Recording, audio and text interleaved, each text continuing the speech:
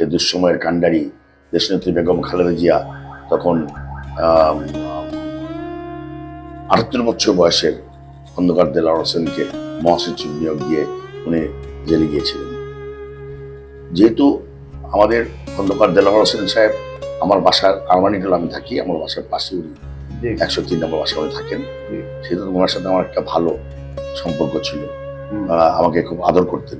সেই সুবাদে উনি যখন প্রথমেই 3রা সেপ্টেম্বর মহাসচিব উনি মহাসচিবের চিঠিটা উনি পেলেন, তখন উনি আমাকে খবর দিলেন, তুমি কোথায়, তুমি আমার বাসায় এখনো চলে আসো। আমি মনে করলাম উনি বোধহয় ওই আরমানিটোলা বাসায় আমাকে যাওয়ার জন্য বললেন। আসলে তখন ওনাকে আরো জিজ্ঞেস করলেন, উনি এখানে থাকেন না, ন্যাম ভবনে উনি থাকেন। তখন আমি 3 তারিখ আমি ন্যাম ভবনে চলে গেলাম। চলে যাওয়ার পরে ওখান থেকে উনি আমাদের কিছু দায়িত্ব দিলেন, এবং শুনে আশ্চর্য হবেন আপনি, সেটা লিখিত নাই, কিন্তু এই লালবাগ, কোতোয়ালি, চকবাজার, সূত্রাপুর, এই সমস্ত থানার যে রাজনীতি করার জন্য যে একটা ধ্বংসস্তূপে পরিণত হয়েছিল 111-এ, সেটাকে জড়িত করে এবং ন্যাম ভবনে নিয়ে এসে আবার চাঙ্গা করার যে দায়িত্বটা, সেটা উনি আমাকে দিয়েছিল। আলহামদুলিল্লাহ, খুব ভালো কথা। সেটা আমি গর্বের সহিত বলতে পারি যে আমাকে উনি মনে করেছিলেন যে আমি সেই সময় ঢাকা সিটিতে বড় কোনো নেতৃত্ব নাই, কোনো নেতৃত্ব আসার সুযোগ নাই, তারা কেউ সাহস করে ন্যাম ভবনে যান না। তো আমাকে দায়িত্ব দেওয়াতে আমি তখন চিন্তা করলাম যে না, আমি ছাত্রদল করেছি, অবশ্যই পারব। তখন আমি প্রথম, এখন যেটা 31 নম্বর ওয়ার্ড, তখন ছিল ওইটা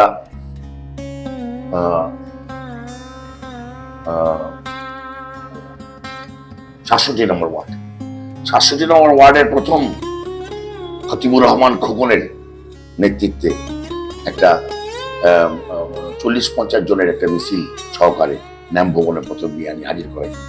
এই ফুলের তোড়া দিয়ে আমাদের মহাসচিব খন্দকার দেলোয়ার হোসেনকে বরণ করে নেন এই সাধারণ কর্মীরা, দলের কর্মীরা। আস্তে আস্তে আমাদের যে আমি যে বললাম আপনাকে, লালবাগ, কোতোয়ালি,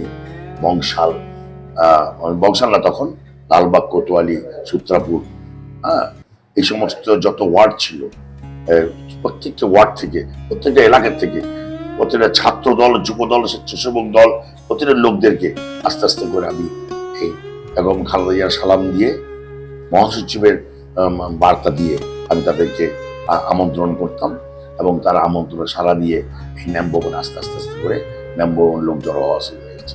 সেই সময় আমাকে ডিজিএফআই তিনি আমার বাসায় আসছেন, আইসা 2-3 দিন এসে দেখলেন যে আমার এরকম ঘর বাড়ি। তো যদিও পৈতৃক বাড়িতে আমি থাকি, আর্থিকভাবে তো সচ্ছলতা তখনও ছিল না। যাই হোক, উনি এসে আমাকে 2-3 দিন দেখার পরে উনি আমাকে এখান থেকে গাড়িতে তুলে নিয়ে গেলেন। আচ্ছা, ক্যান্টনমেন্ট গাড়িতে তুলে নিয়ে গেলেন। একটা পর্যায়ে আমার চোখে উনি কালো পট্টি দিয়েছেন এবং নিয়ে গেলেন সকালে। তখন আমার মা জীবিত ছিল, তখন জিজ্ঞেস করে কোথায় আপনি নিয়ে যাবেন, কোনো অসুবিধা নাই, আমরা আবার ওনাকে দিয়ে যাব। নিয়ে গিয়ে সন্ধ্যার সময় উনি বসায় রাখলেন একটা ঘরে। বসায় রাখার পর সন্ধ্যার পরে আমাকে একজন অফিসারের নির্দেশে আমাকে আইসা আবার এই বাসাগুলি স্টার টেলারের সামনে নামায় দিয়ে চলে গেলেন। একটা কথাই শুনি, তখন বললেন সন্ধ্যা আজানের পরে ওই অফিসারটা বললেন যে বেগম খালেদা জিয়া করে কোনো লাভ হবে না। আপনারা যে গুটি কয়েকজন ছোকরা আপনারা আছেন, আমরা কিন্তু সবই জানি, কাজেই এটা ছেড়ে দেন। আমি আর এটা বিপক্ষে কোনো কথা বলি না, আমাদের কাজ আমরা করেই যাচ্ছি। পরবর্তীতে আপনারা জানেন যে দেশনেত্রী বেগম খালেদা জিয়ার 7ই নভেম্বর যে ফুলের রিংটা, যে আমাদের প্রয়াত আমাদের যে বিএনপির প্রতিষ্ঠাতা শহীদ রাষ্ট্রপতি জিয়াউর রহমানের যে মাজারে যে ফুল দিয়ে শ্রদ্ধাঞ্জলি করার জন্য 7ই নভেম্বর তখন সে ক্রান্তিকালে ছিল, কাউকে কোনো নেতৃবৃন্দকে তখন খুঁজে পাওয়া যায়নি। কেন পাওয়া যায়নি? সেখানে আমাদের আরেকজন বয়োজ্যেষ্ঠ নেতা হান্নান শাহ সাহেব, উনি উনি এক ধরনের একভাবে পলিটিক্স করেছেন, আর খন্দকার দেলোয়ার হোসেনের মহাসচিব উনি এক ধরনের সেটা দ্বিধাদ্বন্দ্ব ছিল তখন। যাক, সে ব্যাপারে আমি যেতে চাই না। কিন্তু সেই সময় মহাসচিবের পাশে আমাদের দায়িত্বে দপ্তরে দেখতে ছিলেন রুহুল কবির রিজভী আহমেদ। ওনারা বললেন যে তুমি এই ফুলের তোড়াটা নিয়ে এই শহীদ রাষ্ট্রপতি জিয়া রহমানের মাজারে শ্রদ্ধাঞ্জলি করে আসো। ওখানে যাওয়ার পর একটা লোক থাকবে ব্লু কালারের শার্ট পরে, ওনার নেতৃত্বে তুমি এটা দিবা। ঠিক আছে। তখন আমরা পুরান ঢাকার কতিপয় ছেলে এবং পুরান ঢাকার কিছু যারা নেতৃবৃন্দ ছিল সম্পর্কে যে আমি ন্যাম খবরে নিয়ে আসতাম, এসে যে লোকগুলো এসে ফুলের তোড়া দিয়ে যে জড়ো হতো, দলের প্রতি আনুগত্য স্বীকার করতো, হ্যাঁ, ওই সমস্ত লোকদেরকে আমি যেভাবে কষ্ট করে জোগাড় করে নিয়ে আমি তখন এই রাষ্ট্রপতি জিয়া রহমানের মাঝে আমি যাই। তখন এই ফুলের রিংয়ে লেখা আছে চেয়ারপারসন বেগম খালেদা জিয়া। ছবি আমার কাছে এখনো আছে। হ্যাঁ, ও ছবিতে যে স্পষ্ট লেখা আছে চেয়ারপারসন বেগম খালেদা জিয়া, এটাও লেখা আছে, দেখা যায় ছবিতে। তখন এই ক্রান্তিকালে তখন আমি দেখলাম যে অ্যাডভোকেট শামসুর রহমান শিমুল বিশ্বাস তিনি তখন সেখানে দাঁড়িয়ে আছেন। তিনি আমাকে বললেন, ইউর মিস্টার নাদিম, তুমি নাদিম? জি, আমি নাদিম, আসো। তখন ওনার নেতৃত্বে এই রেস্তোরাঁটা প্রথম 7ই নভেম্বর বিএনপির চেয়ারপারসনের এই ফুলের রিংটা আমরা কিন্তু শহীদ রাষ্ট্রপতি জিয়া রহমানের বাজারে দেই এবং শ্রদ্ধাঞ্জলি দিই। যখন আমরা করেছি, করার পরে তারপর ওই হান্নান সাহেব পরবর্তী লোকজন নিয়ে এসে পরবর্তী রিং দিল। এটা শুনলে অবাক হবেন যে আমরা ওইখানে একটা কথা আমি আপনাকে মানে স্মরণ করিয়ে দিতে চাই। মহাসচিব হওয়ার পূর্বে দেশনেত্রী বেগম খালেদা জিয়া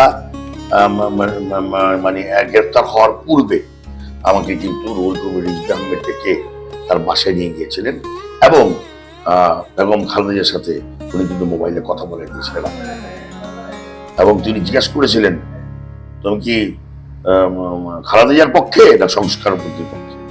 আমি বলছি এক বাক্যে, আমি ছাত্র দল করেছি, আপনাদের নেতৃত্বে রাজনীতি করেছি, আমি বেগম খালেদার পক্ষে। তখন তিনি বেগম খালেদার সাথে আমার মোবাইলে কথা বলে দিয়েছিলেন। তখন বেগম খালেদা জিয়া আমাকে বলছিলেন, ঐক্যবদ্ধভাবে তোমরা থাকো, তখন প্রয়োজন হবে আমি বলবো। যাই হোক, তখন ওই রিজভী ভাই তখন আমাকে ডাক দিয়ে নিয়ে আমাদের লোকজন জড়ো করার জন্য, এটা কিন্তু মহাসচিব হওয়ার পূর্বে, তখন আমাদেরকে ডাক দিয়ে নিয়ে উনি কিন্তু কথাবার্তা বলতেন। সেই সময় আমরা দেখেছি, আপনার শুনে আশ্চর্য হবেন, আজকে এই 5তলা বিল্ডিং এর উন্মুখ ছাদে কতিপয় সাংবাদিক হঠাৎ করে চলে আসলো, আমরা চলে গেলাম, উনি ব্রিফিং করা শুরু করলেন। আবার কোন হোটেলের ঘরের ভিতরে, হ্যাঁ, ও পিছনে সাদা পর্দা দিয়ে, আবার দেখা গেল কারের মানে অপরিচিত কোন এক বাড়ি, মানে ওনার পরিচিত কোন এক বাড়িতে ব্রিফিং দিচ্ছেন। এই বিভিন্ন জায়গায় তিনি ঢুকায় তিনি মানে মানে এইভাবে কিন্তু ব্রিফিং করতেন সাংবাদিকদের নিয়ে। এবং ওনার ব্রিফিং এ তখন কিন্তু বিএনপি কিন্তু মাঠ থেকে তখন সরে যায়নি, উজ্জীবিত হয়েছিল। হ্যাঁ, তো আমি ওনার যে অবদান, বেগম খালেদা জিয়া যে বিশ্বস্ত হাতিয়ার, তিনি একজন রুহুল কবির রিজভী আহমেদ। উনি যে দলের প্রতি নিবেদিত, মানে মানে দেশনেত্রী বেগম খালেদা জিয়া উনি একটা কথা বলেছিলেন, আমার চপ্পলটাকে সামনে রেখে আমরা কিন্তু বেগম খালেদা জিয়ার নেতৃত্বে রাজনীতি করব। এই ব্যাখ্যাটা আপনি বুঝতে পেরেছেন?